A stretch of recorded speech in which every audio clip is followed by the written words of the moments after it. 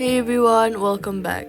If you cannot swipe left or right on Bumble, this fix should help. First, check your internet connection. Switch between Wi Fi and mobile data. And also, if you're not able to do that, you can simply connect to a stable Wi Fi. Slow networks can disable swipe actions. Next, swipe up from the bottom of your screen, look for Bumble, swipe it away, and then reopen it. If swiping still does not work, restart your phone. Make sure your Bumble app is updated from the App Store and Play Stores.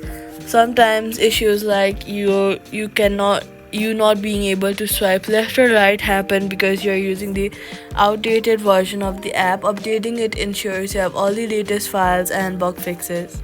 Next, if you're using a free account, remember that daily swipe limit exists. Wait a few hours and try again if you have reached the limit. Swipe issues are usually caused by collection problems or app limits, and that's it. Subscribe for more quick fixes.